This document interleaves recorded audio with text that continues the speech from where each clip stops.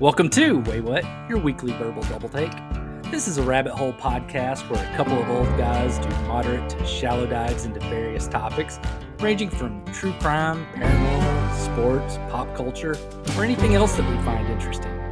We drop episodes every Tuesday, and then on Fridays if we feel like it. You can follow us on Facebook, X, TikTok, and Instagram. We appreciate you joining us. And now that we got all this self-promotion stuff out of the way, here. Well, hello there. My name is Jason, and thank you for tuning in to your weekly verbal double take. And today, I am lying on the couch telling you all my problems. That will have you saying, "Wait, what?" And joining me as always, waiting in the lobby for his turn on the casting couch is Daryl.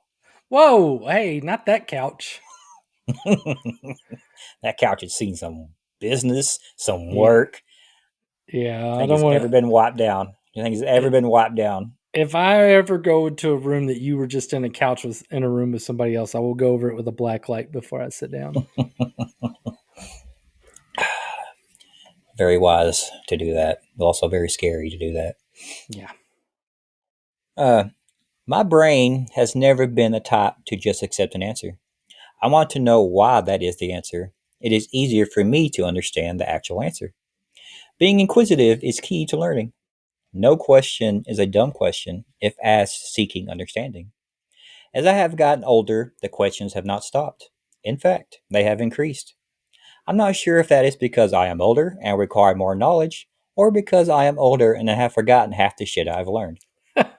Probably the latter. I think it's that one. Absolutely. Yeah. Absolutely. Regardless of the reason, seeking out answers on all my questions has led to great discussions on this award-winning podcast. What award have we won? My wife gave me an award saying that it was her favorite, and your wife said it was her favorite. And the class of 1998 awards. Class of 1998 from Crandall High School named us the best podcast. No, they didn't name us. We named ourselves that because we're the only podcast. We're the only two that voted, so hey, we qualified. Like I said, great discussions on this award-winning podcast. Oh, dear God. All right. Discussions on topics that couldn't be contained in just one episode. As I have talked about before in a prior episode, Mind and Body, WTF, I mentioned the call of the void or intrusive thoughts. These are those thoughts that many people get that tell you to swerve into oncoming traffic, to jump when you are looking over the ledge of your upstairs balcony, or to push that slow-ass person in front of you down the stairs. They are normal thoughts that are perceived to be a warning of what not to do. Seems like an odd thing for your brain to do, but like I have said before, the mind likes to mess with you. You don't believe me? Here is another example. If your brain were a person, it would be that one friend who gives terrible advice, but says it with such confidence that you believe them. Text your ex, what can go wrong? You're definitely getting fired because your boss said good morning in a weird tone. These ridiculous thoughts don't just pop out of nowhere.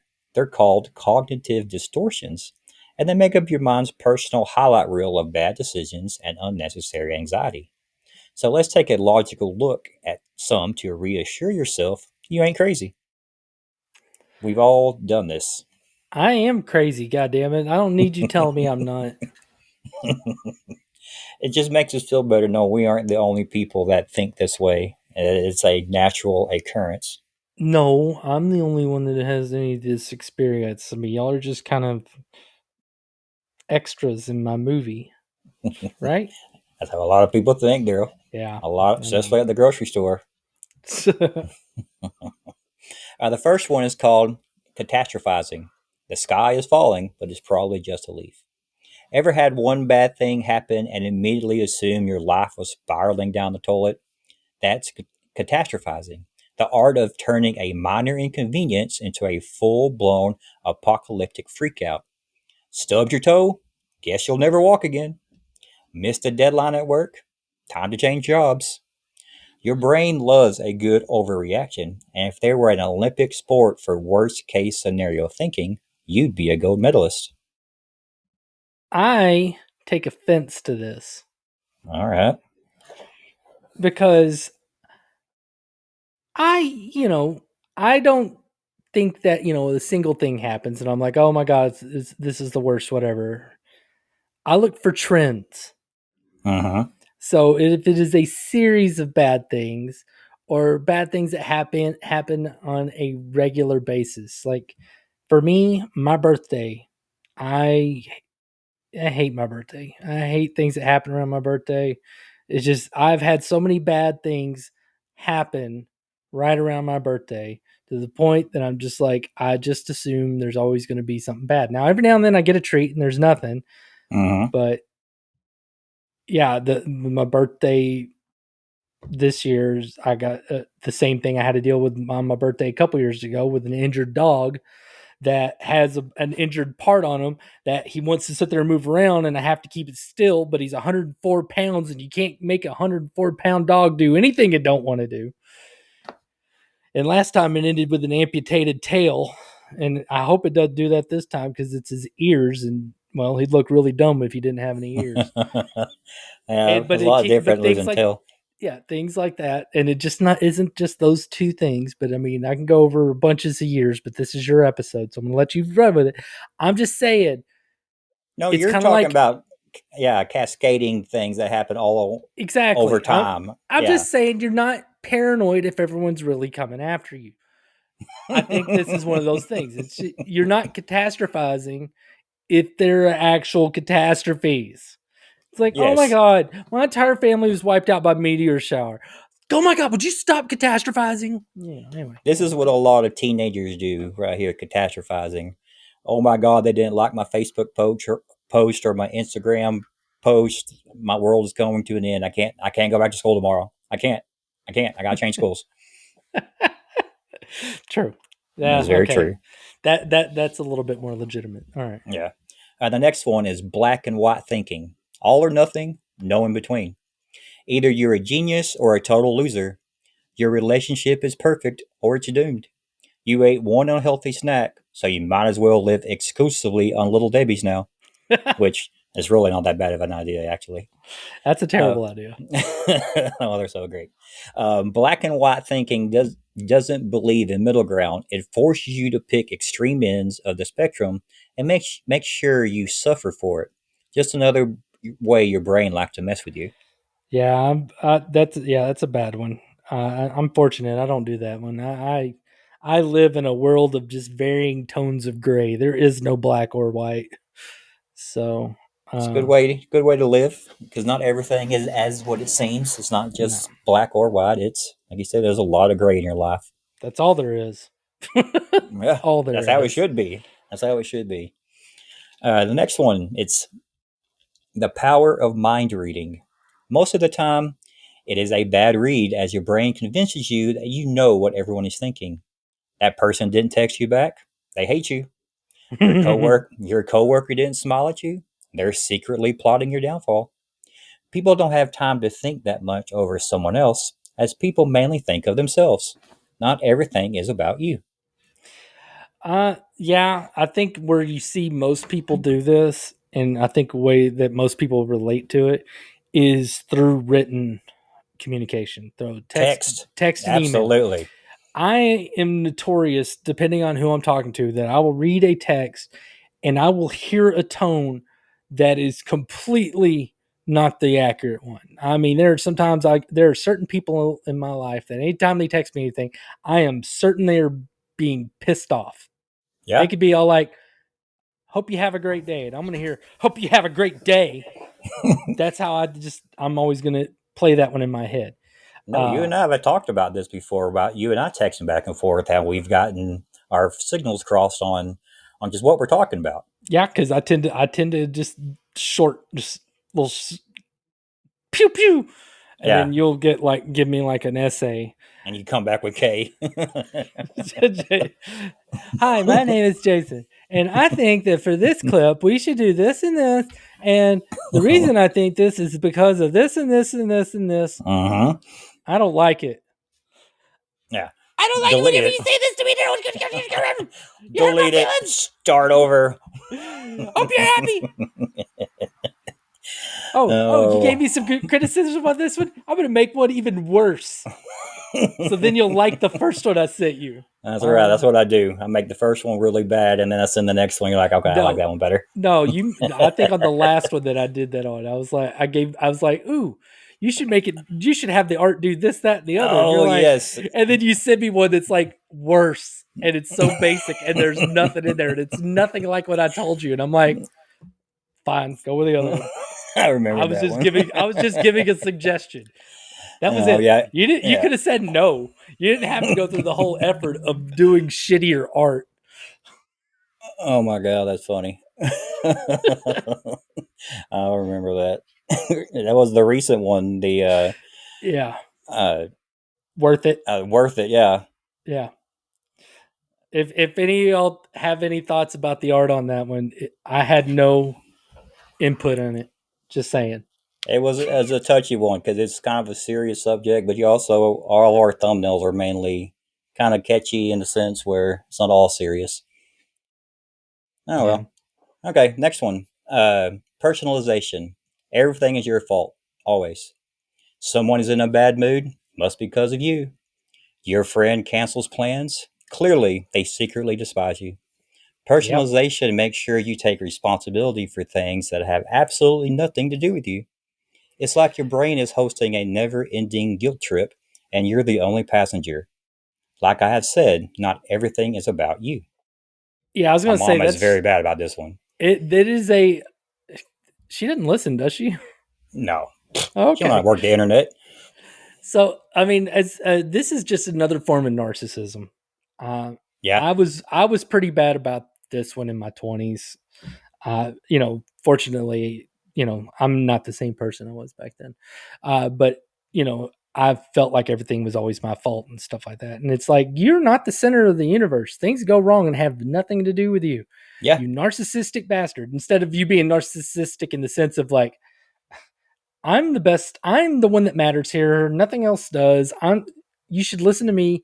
I'm the smartest, and it's the exact opposite. I'm the worst. You shouldn't have anything to do with me. You are not allowed to like me. I know because I know me, and I suck. And it's like that's just you're just really bad at narcissism. Yeah, we've all thought that way at one time, thinking everything's about you. Once again, this is a lot what kids do as well. Yeah. A lot of teenagers go through this type of thinking. Well, and I mean, it's kind of funny. Like teenagers are almost like if you were to write up like an exaggerated version of any of these, like you're going to do like a comedy sketch Mm-hmm. or a comic or a cartoon or something, and you had an adult doing this, it's essentially them acting like a teenager. Teenagers are always like the best examples for like extreme examples of whatever it is that you're talking about. Because everything is extreme. Everything is the end of the world to them. Yeah. Everything. Everything. The next one, should statements, the tyranny of unrealistic expectations. You should be more productive. You should always be happy.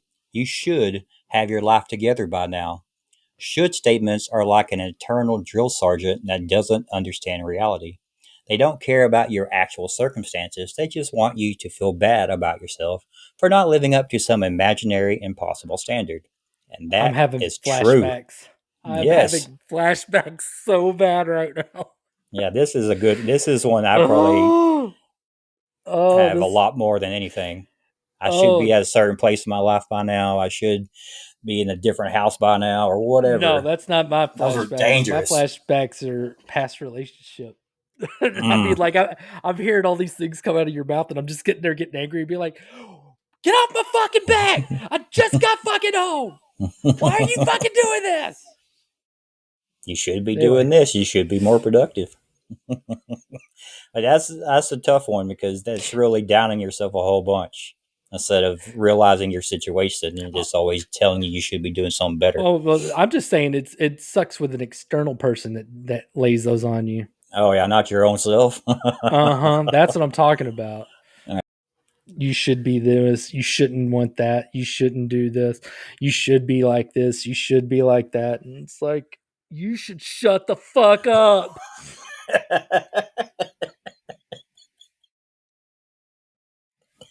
Yeah. All right. All right. The takeaway: cognitive distortions are just more ways your brain pokes you with a sharp stick. The good news: once you recognize these thought patterns, you can tell them to sit down and shut up. So next time your brain tells you that forgetting to respond to an email means you'll be fired and homeless by Friday, just pat it on the poo poo and say, "Not today, Satan." Pat it on the poo poo. Pat it on the poo poo and send it on its way. I don't. I, what? Don't let the thoughts win. Just No, I know, but pat pat it it on on the the. little poo poo. Yeah, a But little that bobo. no. All right, all right. So pat it on the ass. Yeah, the poo poo. No. Poo poo is what comes out of the ass. You're saying pat the shit. I mean, and Mm-mm. that's not gonna make shit any better. Sitting there like No. slapping it. Poo poo's a little pat it on a little poo poo and send it on. A little bobo. Like a little kid bobo. Bobo, I get. You. You're wrong. Well, let's hear it in the comments. Anybody else call it a poo poo? Nobody's gonna call it a poo poo. I call it a poo poo. Well, you're fucked up. You're wrong. Well, in case you get a little poo poo on you and you need to take a bath, this one will coincide with what I'm about to talk about. We have all been in a candlelit bubble bath with essential oils and bath salts. We reach No. for a glass of Merlot and you see your manicured fingers and realize it's time to throw on your robe and put a towel around your head because your fingers are pruny. Know what I mean, Daryl? No, I don't. Oh, neither do I. I'm just saying. I'm just putting it out I there. mean, granted, I'll take a bath every now and then. We got TV in there and stuff. I will chill out and I will watch stuff on TV. But I no candles. I hate wine. I don't I like don't want wine either. to. I've got sensitive skin, so essential oils is out of the question. You Mm. know. I don't think I've ever watched actual TV in the bathtub. Like Oh, I've it's great. played on my phone and all that crap, but I never an the actual TV. There was one time that I went to Vegas and it was like I think maybe the first or second time I went there. No, it was the first time I went after they legalized pot there. Mm-hmm. And me and my friend, we were staying at it wasn't at the MGM Grand, it was like the other MGM towers that they have over there, the Delano. Mm-hmm. And we had really nice rooms there, and we had a bath like a jacuzzi bathtub with the television in there.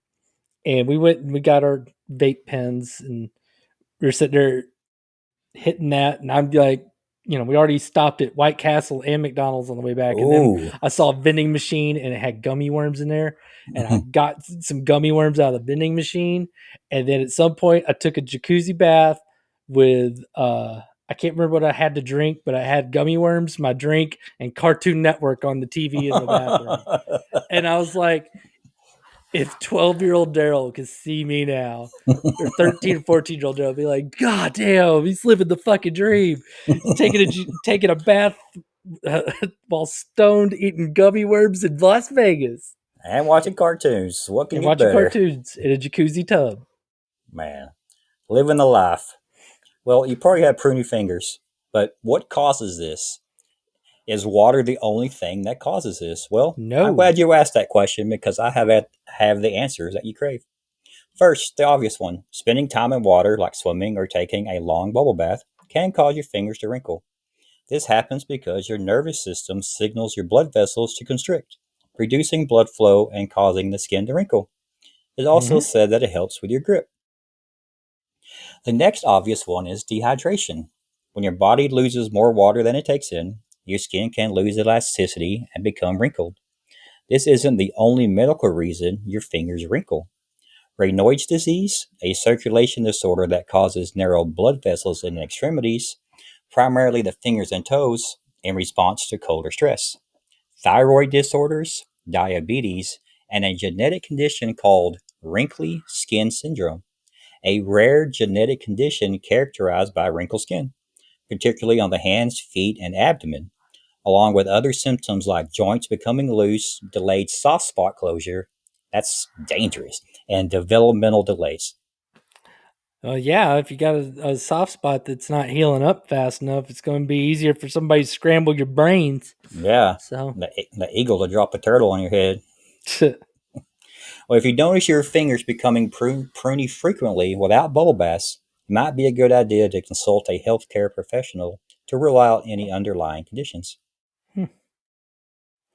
I'm not pruning right now. So No, I've been pruning quite a bit from sweating a shit ton outside and not quite drinking enough. Never mind. so All right. This is what happened to me a lot in high school, and it still happens occasionally. Talking about blushing or getting embarrassed and getting embarrassed. Getting embarrassed is never fun. A sense of everyone is looking at me is running rampant.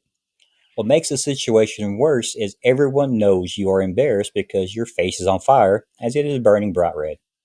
Basically, a big red beacon signaling you are uncomfortable in this situation. It feels like a weird response. So, why do we do it? Well, first, the physical aspect of it.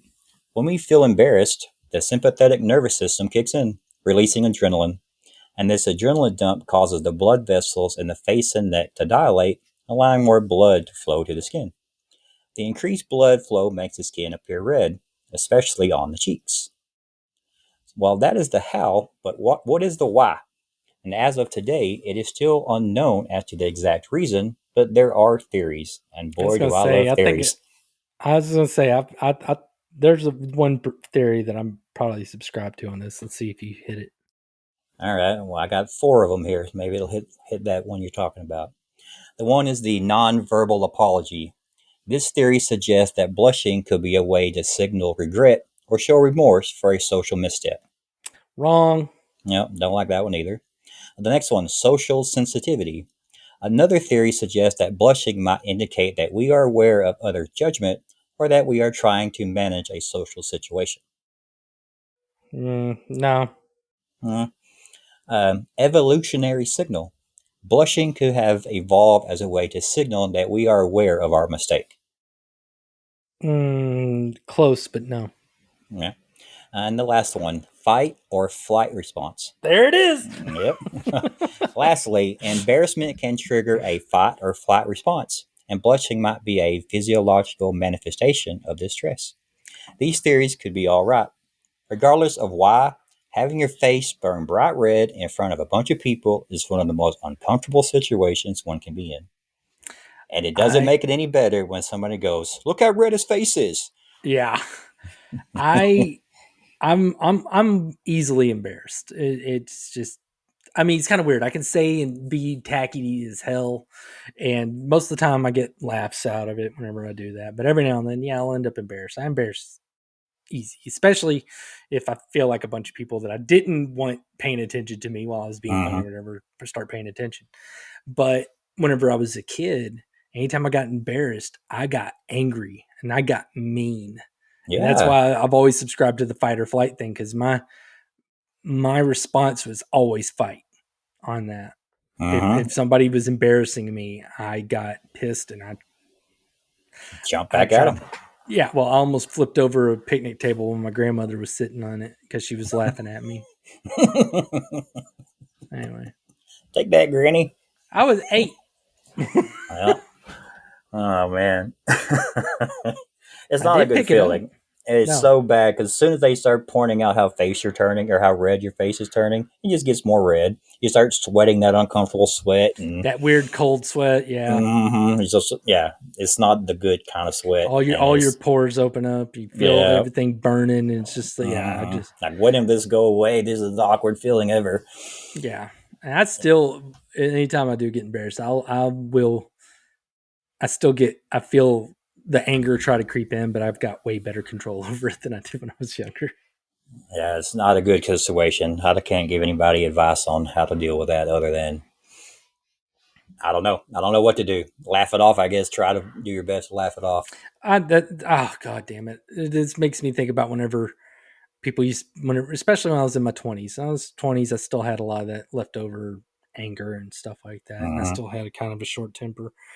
And everybody be like, "Why can't you just let it go? Just let it go." And I'm like, "How the fuck do you let anything go?"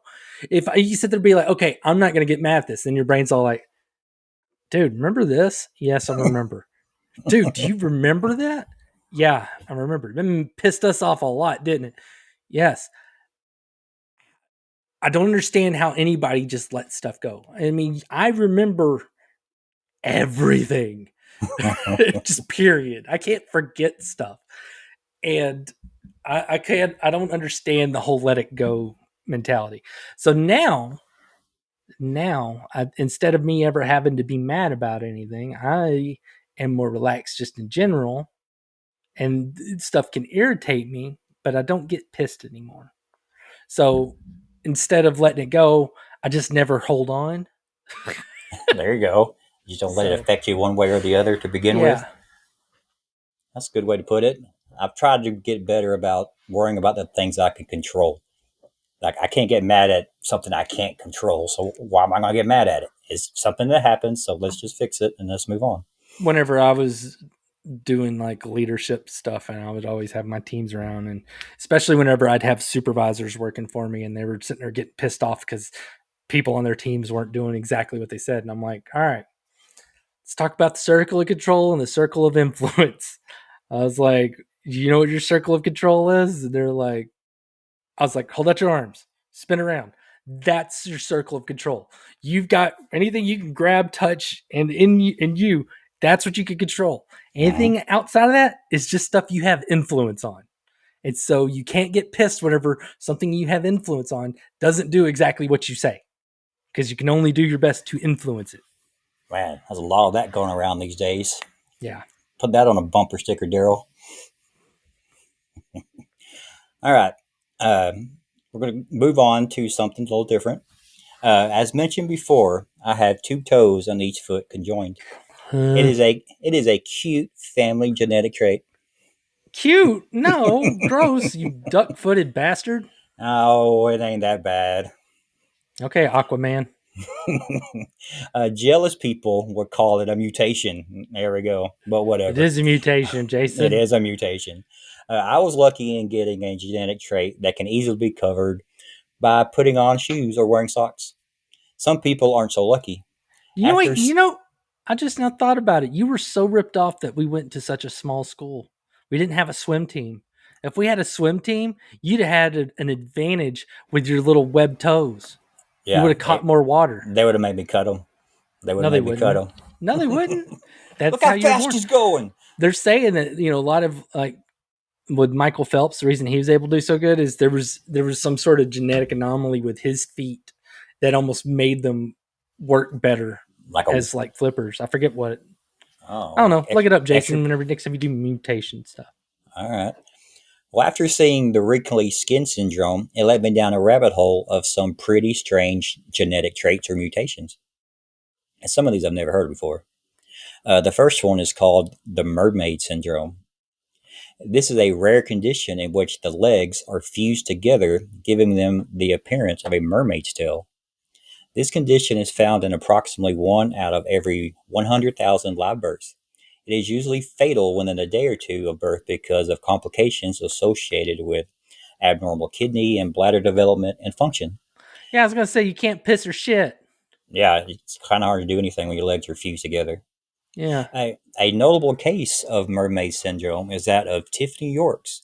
She was a long surviving patient, having lived for 27 years after undergoing surgery to separate her legs, making her the longest lived individual reported with the condition at the time of her passing, according Oh to wow. a case report published by the National Institutes of Health. I almost thought you were gonna say, as reported by the National Enquirer, mermaid woman lives. The next one I have heard before, and you have heard of it too.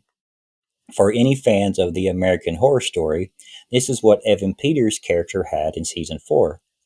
Individuals with this disorder, this is called the electrodactyly, or aka the lobster claw hand, where they have a cleft where the middle finger or toe should be. These, Yeah. yeah, where you basically have two fingers. Yeah. Yeah. These split body malfunctions are rare limb deformities that can manifest in any number of ways, including cases including only the thumb and one finger. What made this more interesting as to why it was included on this list, it is also associated with hearing loss. Very strange how two things that have nothing to do with each other can be linked together. Yeah. You know, this is making me sad that we don't have freak shows anymore. Uh, I mean, and I wish I could say that it was like, oh, they died off because like people got too sensitive about it, Mm-hmm. but they were gone before that. I think the last time I went to a freak show at the state fair was probably 1994. So it was before everybody got too They got sensitive about everything. canceled. Yeah. The Yeah, I thing mean is, those it's are the people made money. yeah, a non yeah. I was gonna say that's how they made money, and I always went and I had fun. I always thought it was pretty cool, And but yeah, most of the time, these people have owned their malformity, yeah, their dysfunction, or whatever you they're want to call it, profiting on it. Yeah, and they're profiting on it. This is what, yeah. yeah. All It's right. kind of like whenever Peter Dinklage like fucked all the little people over whenever it came to Snow White. Whenever at first they were saying in that Snow White remake they were going to hire actual little people, and then Peter Dinklage is like, "That's so demeaning that you're going to blah blah blah," and every other little person actor's like, "You fucking asshole! That was an acting job I could have got that you fucked me out of. We don't Yeah. all get to go get leading roles and just have shit written for us, you dick." Yeah. I remember, I know him as Hornswoggle, but he has an interview where he was talking about that, Yeah, where, because I think he was actually up for one of those parts. mm-hmm, yeah, Yeah. like you said, the roles are very limited, and for them to have an actual role meant for a dwarf or a little person, it was a perfect role, and for them not to get it, it's pretty bad. You know what always gets me is whenever you have like someone in a movie that is meant to be like ugly or fat. And I Yeah. mean, and it's like I'm cool with that, whatever. But you're starting to see some of that fade away a bit too. But it used to be that you had all these ugly actors and ugly actresses and fat actors and fat actresses that was their niche. That's they would get the ugly person part. Hmm. You need an ugly fat girl in the high school movie. Boom. It's I get a part in the movie. Fucking a. They were never upset about it. I mean, it's like essentially, it's like Typecast, yeah. yeah, so it's just kind of funny that now they're fight against that. They don't want anything like that anymore. It's the real world. Believe it or not, fat people do exist in the real world. Well, and Ugly people exist too. well, that's it's not just that, but you're preventing fat and ugly people from like pursuing a job. There are plenty of fat, ugly actors that can act really good. Steve Buscemi's not a good looking man. He can act his fucking ass off. Very true. Very true. Last The next one is called. This is real, by the way. The fish odor syndrome. Yeah, individuals with this condition cannot break down the naturally occurring but pungent smelling trimethylamine. Literally smell like rotting fish, rotting eggs, garbage, or urine. Oh god, here we go. Trimethylaminuria. Ooh, it's found in sweat, urine, exhaled breath, and other bodily secretions. But for individuals with this disorder, typically women, it shows up in abundance. The severity of the odor seems to peak just before and during their periods and after taking oral contraceptives. It can even worsen over time. Believe it or not, people with this condition have exceptionally difficult time in social settings, experience depression and social isolation. This is one of those things where I think there needs to be like some sort of app or something like that there that can find somebody that has no sense of smell to connect them with these Mm-hmm. ladies. That'd be Yeah. like great. Or Kind of like on Deuce Bigelow when he was hooking up all his weird dates with the perfect jobs. I've never seen Deuce Bigelow. Oh man, it's pretty underrated and funny. Okay. But I mean, I'm just saying there are neat little matches out there for people. Now, granted, the first person they meet without a sense of smell may be a complete asshole. But the thing Mm-hmm. is that you need to be able to sit there and be like, "Hey, ladies, if your twat stinks, don't worry about it. I can't smell." And then all these stinky twat ladies will be all like, "Oh, finally, you know, I could be myself. yeah, I've always wanted a guy to go down on me and not gag." Oh no. Yeah, I read this one. I'm like, man, can you just terrible? Think your life is bad. I At least you don't smell like fish. okay, so I had I'm gonna say a friend. It is a friend actually. So yeah, there's a friend of mine, and we were dating two other friends. and we were in high school, and we got our girlfriends to come over to his place because there were no adults around. Uh-huh. And so he took his girlfriend back to his bedroom and did what teenagers aren't supposed to do. Uh-uh. And I was in the middle of trying to accomplish the same thing whenever, except on the couch. And then he comes walking in, and he goes to the kitchen, and I'm like almost there or right at the beginning of it. And I'm like, dude. And he goes to the kitchen, gets a Coke, sits down, opens it, and just waves his hand in front of his face. Whew. Oh, and I'm like, fuck off. And he's like, oh shit, sorry. And he left. I was like, oh, thank God. So I got to, he almost blocked me there, but I got to seal the deal. But then like the next day, I'm like, what the fuck's that about? He's like, dude, it fucking stinks. He's like, especially once we're done. He's like, I got to get it out of the room because it's just so bad. Ugh. Yeah, but here's the moral of the story, children. And if you're my kid and you're listening to this, I already told you not to fucking listen. It's okay, Chip. Keep listening. Stop it. He ended up knocking her up, and then he married her, and then he had another kid with her, and then they had a messy, horrible divorce, and all things were bad. So,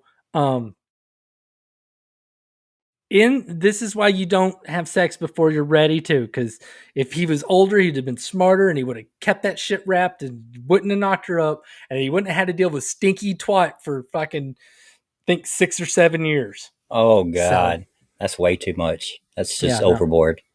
I mean, I'm at that point. I imagine married couples get their habits. He probably had like one of those swimmers' nose plugs that he'd put on. And like, okay, let's do this. I'm ready, baby. I'm gonna give it to you so good. Just always did it in the shower.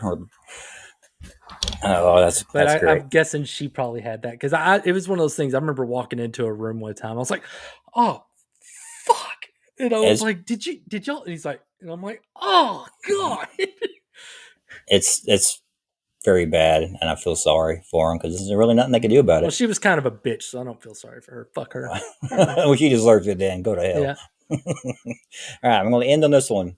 It's called, once again, this is real, the maple syrup urine disease. I've heard of this one. Have you? All right. It's a rare inherited disorder that affects the body's ability to process certain amino acids, the building blocks of protein. This buildup of these amino acids and their byproducts can lead to various symptoms, including a characteristic sweet maple syrup-like odor in the urine. Other symptoms include not being able to eat very much and vomit when you do, being tired and cranky. Developmental delays and more severe cases have seizures, a possible coma, and even death. If treated and diagnosed early, you'll be okay, but you will have it for the duration of your low-protein diet, loads of supplements, and regular blood tests for life. Okay, I thought this was actually one of those diabetic precursors where people let off like that kind of sweet smell or whatever. Mm-hmm. But so it was something different. And at the same time, I was wondering there for a second. You said it's in the urine, but I wonder if it's in the jizz too, and if it's like a prerequisite for a Canadian bukkake. We have a lot of Canadian listeners, so if with people with maple syrup jizz, is that a requirement for a Canadian bukkake? Bukkake. Bukkake, eh? Yeah, there. It just reminds me, we went to IHOP the other day and they had all those rows of syrups. The syrup flights. The syrup flight. Like, that one's a weird one. I mean, normally your pee stinks, but I wouldn't think having it smell better, if you will, that means it's something wrong. But I guess it does. I mean, it would. I would take it as a wrong thing, just because it means that your body's probably getting rid of something it didn't need to. Yeah, I mean, the reason everything stinks whenever we're getting rid of it is because it's bad when you get rid of it. It's waste. So, yeah. Oh, man. If you piss and it smells like fried chicken, you didn't digest it all the way. Sometimes I pee and it smells like coffee, but that's just because I drink coffee. I drink coffee and then my piss still smells like piss. Oh, if I drink more than one cup, I could smell it in my pee. I could almost sit there and see you with like giving a urine sample and being like the picture on the old coffee magazines where they're holding it under their nose with a smile on their face. He's got The the best heart. part of waking up is Jason's piss in a cup. He's got the heart and the foam. Yeah. Oh, man. Oh, well, the mind and body will always baffle me, especially at my age. There isn't a day that goes by where I don't notice something new show up, or another ailment to add to the list. Perhaps I'm just going through a midlife crisis. Maybe I'm just a big baby. Again, probably the latter. Well, that will put a bow on this episode. So make sure to check us out next week. That is, if Daryl has enough of the casting couch, for another topic that'll make you say, wait, what? I'm not going. I don't have to go on a casting couch. I'm co-owner of this show, asshole. I own 50% of the zero that this is worth. Oh, man. One day. Thank you for joining us for this episode of Waywut. This show's available on YouTube, Good Pods, Spotify, Apple Podcasts, and pretty much anywhere you listen to podcasts. We'd love to hear from you. Please comment on what you just listened to, pass along episode ideas, or just talk to us at Waywut Podcast in our Facebook group or on TikTok, Instagram, or X. Again, we really appreciate you joining us. Come back again to hear about some stuff that will make you say, wait, what?